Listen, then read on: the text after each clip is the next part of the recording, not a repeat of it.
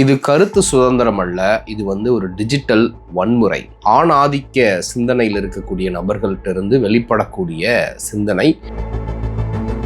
விஜய் ரசிகர்கள் விஜய் அவர்களுடைய இப்போ வரைக்கும் அவர் மனைவியாக தான் இருக்கிறாரு திருமதி சங்கீதா அவர்கள் மீது ஒரு டிஜிட்டல் வன்முறையவே கட்டவிழ்த்திருக்கிறாங்க. இது ஒருபோதும் ஏற்றுக்கொள்ள முடியாது. இது கருத்து சுதந்திரம் கிடையாது. இது ஒரு டிஜிட்டல் வன்முறை. ஒரு ஆணுக்கு எதிராக பெண் பேசிட்டா அப்படிங்கிறதுக்காக அந்த பெண்ணுடைய கேரக்டரை அசாசினேட் பண்றதோ, அவர்களுடைய கேரக்டரை கொச்சப்படுத்தி சமூக வலைதளங்களில் பதிவிடுவதும் என்ன மாதிரியான மனநிலைமை அப்படின்னு அனைத்திந்திய ஜனநாயக மாதர் சங்கம் விஜய் அவர்களுக்கு கண்டனம் தெரிவித்து ஒரு அறிக்கையை விட்டிருக்கிறாங்க. விஜய் அவர்கள் இதை வெளிப்படையாக முன் இதை கண்டனம் தெரிவிக்கணும். நிச்சயமாக இதுக்கு எதிர்ப்பு தெரிவிக்கணும். அவர்களுடைய தொண்டர்களுக்கும் ரசிகர்களுக்கும் அறிவுரை கூறணும். அப்படி கூறலன்னா வேற மாதிரி நடவடிக்கைகள் பாயும்னு எச்சரிக்கை விடுத்திருக்கிறாங்க. இதற்கு பின்னணியில என்ன இருக்கிறது? ஏன் விஜய் மௌனமாக இருக்கிறார்? தாவேகா தலைவர்கள் மௌனமாக இருக்கிறார்கள் அப்படிங்கிறத குறித்து தான் விரிவா இந்த வீடியோ நம்ம பார்க்க போறோம்.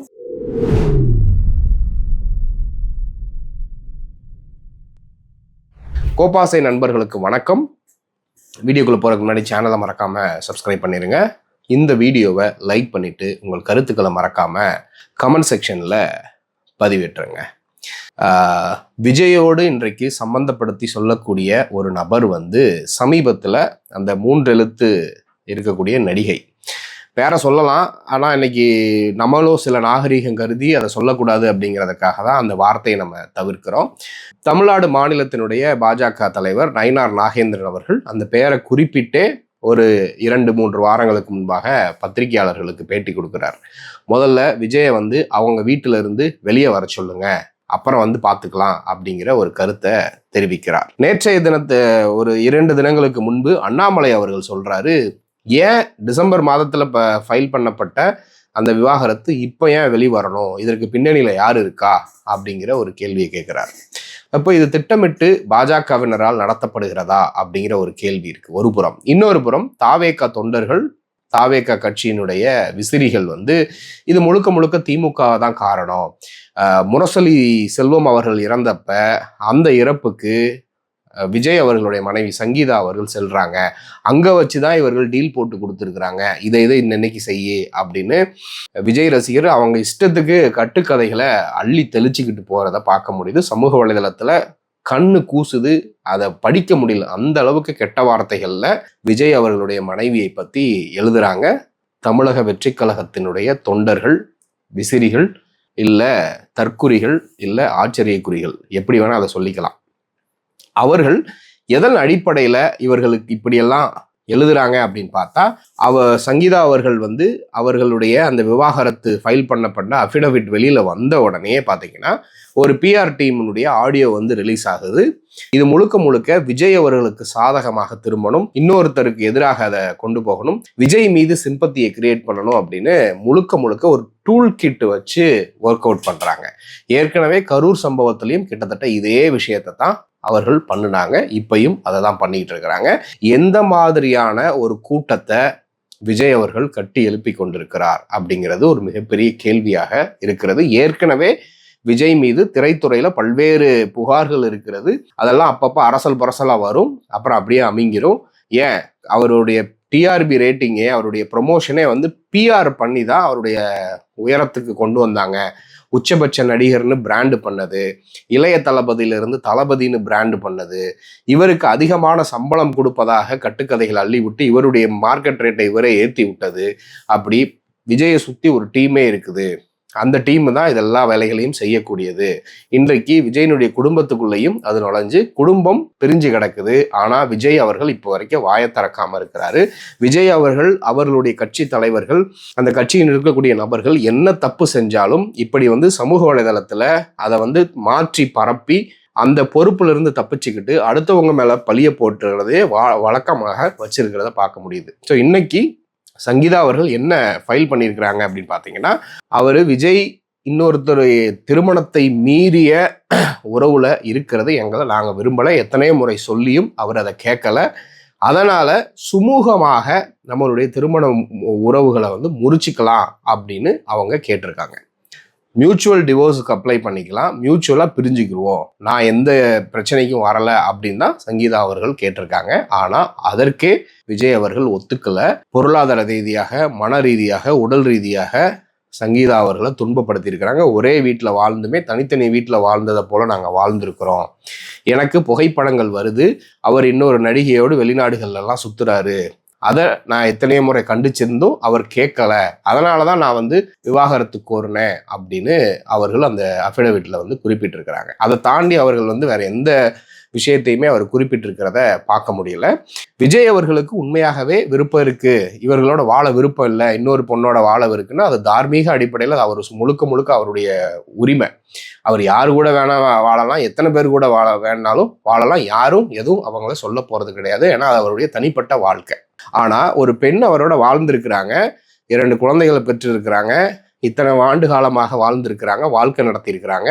ஒரு காலகட்டத்துக்கு மேல அவர்களுக்கு அந்த திருமண உறவுல அவருக்கு விருப்பம் இல்லை அப்படின்னு இவங்க தெரிஞ்ச உடனேயே, ஓகே நான் சண்டை போட விரும்பல, எனக்கு மியூச்சுவலா கொடுத்துருங்க, என் பிள்ளைங்களை வச்சுக்கிட்டு நான் யூகேல இருந்துடுறேன் அப்படிங்கிற மாதிரி கேட்கிறப்ப அதை கொடுக்கறதுக்கு விஜய்க்கு என்ன வந்தது அப்படிங்கிறது தான் கேள்வி.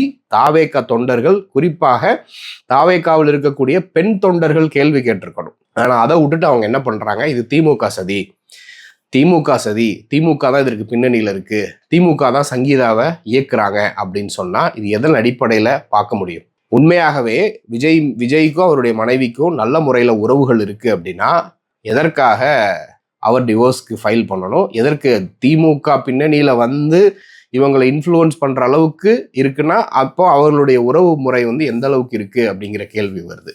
முரசொலி செல்வம் அவர்கள் இறந்தப்ப அந்த இறப்புக்கு விஜய் அவர்களுடைய தகப்பனாரும் போயிருந்தார். உடனே அவரும் திமுக கைக்கூலின்னு சொல்லலாமா? இன்ஃபேக்ட் விஜயே திமுக கைக்கூலி தான், அவங்க அப்பாவும் திமுக கைக்கூலி தான். ஏன்னா அவர்கள் ஒரு காலகட்டங்களில் விஜய் அதை திமுகவில் தான் இருந்தாங்க.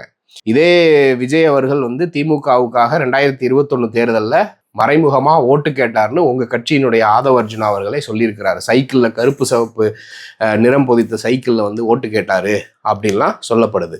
ஸோ இன்றைக்கு மாதர் சங்கம் ஒரு எச்சரிக்கையை விடுத்திருக்குது. கடந்த 4 நாட்களாக சமூக வலைதளங்கள் முழுக்க ஒரு டிஜிட்டல் வன்முறையை சங்கீதா அவர்கள் மீது தாவேகா ரசிகர்கள், தாவேகா கட்சிக்காரர்கள் கட்டவிழ்த்திருக்கிறாங்க. இதுல சர்ப்ரைசிங் ஃபேக்ட் என்ன அப்படின்னா, ஒரு வார்த்தை கூட விஜய் ஒரு ட்விட்டர்ல ஒரு வார்த்தை போதும், இது எனக்கும் என் மனைவிக்கும் இடையே இருக்கக்கூடிய பிரச்சனை, இதை குறித்து யாரும் கருத்து சொல்ல வேண்டாம், இது தனிப்பட்ட விவகாரம். ஏன்னா ஏஆர் ரஹ்மான் அவர்கள் விவகாரத்துல அப்படிதான் நடந்துச்சு. ஏன்னா ஏஆர் ரஹ்மான் அவர்கள் குடும்பத்துல ஒரு பிரச்சனை அப்படின்னு வந்த உடனேயே தமிழ்நாடு முழுக்க அது எப்படியாவது அவங்க திரும்ப சேர்ந்துட மாட்டாங்களா அப்படின்னு தான் எதிர்பார்த்தாங்க. அவர்களுக்குள்ளாக ஏன்னா இன்ஃபேக்ட் அந்த டிவோர்ஸ் அப்ளை பண்ணதே அவங்க மனைவி தான், இவர் பண்ணலை. ஒருவேளை இவரே பண்ணியிருந்தா கூட விஜய் ஏஆர் ரஹ்மான் அவர்களுக்கு நம்ம தமிழ் மக்கள் அட்வைஸ் பண்ணியிருப்பாங்க, வேணாம் உங்கள்கிட்ட இதை எதிர்பார்க்கல அப்படி பேசியிருப்பாங்க. அதே மாதிரி உங்களுக்காக நாங்கள் வேண்டிக்கிறோம், நீங்கள் சேர்ந்துடணும் அப்படின்ற கமெண்ட்ஸ் தான் நிறையா வந்துச்சு. ஆனால் இந்த விஜய் அவர்களுடைய கேஸில் பார்த்தீங்கன்னா விஜய் அவர்களால் உருவாக்கப்படுகிறார்களா, எப்படி கொஞ்சம் கூட அறிவே இல்லாமல் காட்டு மிராண்டித்தன புத்திகளோடு இருக்கக்கூடிய மக்களை நார்த் இந்தியாவில் ஆர்எஸ்எஸ் கும்பல்களும் பாஜகவும் படிக்க விடாம ஒரு அடியாள் கும்பல்களை வளர்த்து வச்சிருப்பாங்க இல்லையா, அந்த மாதிரி விஜயும் இன்றைக்கு தமிழ்நாட்டில் அவருடைய தொண்டர்களை உருவாக்கிக்கிட்டு இருக்கிறாரா அப்படிங்கிற கேள்வி.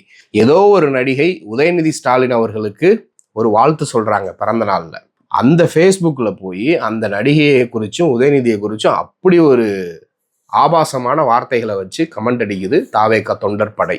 இன்னைக்கு விஜய் அவர்களுடைய மனைவி சங்கீதா அவர்களை குறித்தும் அப்படிதான் அவர்கள் அப்படி காப்பி பேஸ்ட் பண்ணி போய்கிட்டே இருக்காங்க. எங்கெல்லாம் வாய்ப்பு கிடைக்குதோ அங்கெல்லாம் வாயில சொல்ல முடியாத வார்த்தைகளை சொல்லி இவர்களை கேலி பண்றாங்க. ஸோ ஒரு கட்டுப்பாடு இல்லாம, ஒழுக்கம் இல்லாம ஒரு கூட்டத்தை விஜய் அவர்கள் உருவாக்கிக்கிட்டு இருக்கிறார். உடனே திமுக அரசு எங்க அண்ணனை எஸ்ஓபி போட்டு ஒடுக்க பார்த்தாங்க, திமுக அரசு எங்க அண்ணனை கரூர் விவகாரத்தை வச்சு முடக்க பார்த்தாங்க, பிரச்சாரம் பண்ண விடாம ஒடுக்க பார்த்தாங்க, ஆனா எங்க அண்ணன் இது எல்லாத்தையும் தாண்டி வெளியே வருவாரு அப்படின்னு தாவேகா தொண்டர்கள் ஒரு வெறி கொண்டு பேசிட்டு இருக்கிறாங்க. எஸ்ஓபி எதற்காக போட்டாங்க, கரூர் விவகாரம் எப்படி நடந்தது, எத்தனை மணிக்கு விஜய் வரேன்னு சொல்லிட்டு எத்தனை மணிக்கு வந்தார், ஏன் அதை குறித்து இது வரைக்கும் பேசவே மாட்டார். லேட்டாக வந்தது என்னுடைய தவறு.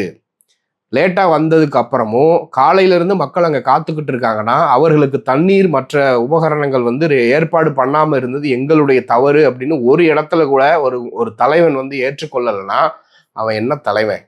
தன்னுடைய சொந்த மனைவிக்கு எதிராக சொந்த கட்சிக்காரர்கள் ஆபாச ஃபேக்டரியே வந்து கட்டவிழ்த்து விட்டுருக்கிறாங்க. இதுவரைக்கும் மௌனமாக இருக்கிறார் அப்படின்னா அதற்கு பின்னணியில் என்ன மாதிரியான உளவியல் இருக்கிறது அப்படிங்கிற ஒரு கேள்வி வருது. விஜய் அவர்களுக்கு ஒரு பெண் பிள்ளை இருக்கிறாங்க, ஒரு பையன் இருக்கிறான். அவர்களுடைய எதிர்காலம் என்னவாக மாறும்? இப்படி பல கேள்விகள் இருக்கு. அவங்களுடைய உளவியல் எப்படி இருக்கும், மனநிலைமை எப்படி இருக்கும்? இப்படிப்பட்ட கமெண்ட்ஸ் எல்லாம் வந்து பார்க்குறாங்க அப்படின்னா நாளைக்கு விஜய் அவர்களை பிரிஞ்சு போயிட்டாங்க அம்மாவும் மகனும் அப்படின்னு அந்த விஜய் அவருடைய மகன் வந்து நாளைக்கு சினிமா இண்டஸ்ட்ரியில படம் எடுக்க வராருன்னா அந்த படத்துக்கு இவர் எதிராக இந்த விஜயினுடைய தொண்டர்கள் எப்படிலாம் நடந்து கொள்வாங்க?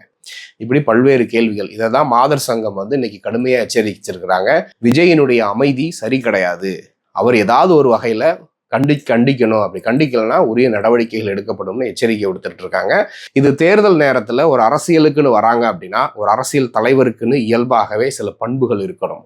ஆனா அந்த பண்புகள் விஜய் கிட்ட இருக்கா அப்படின்னா இல்லை, எல்லா விதத்திலையுமே இல்லை அப்படிங்கிறது தான் இதுல முக்கியம். ஒருவேளை இவர்கள்கிட்ட ஆட்சி கிடைக்குதுன்னா என்னவாக மாறப்போகிறது தமிழ்நாடு அப்படிங்கிறத நினைச்சு பார்த்தாலே பயமா இருக்கு. ஸோ இதை குறித்து நீங்க என்ன நினைக்கிறீங்க அப்படிங்கிறத மறக்காம கமெண்ட்ல சொல்லுங்க. தொடர்ந்து பேசுவோம். நன்றி.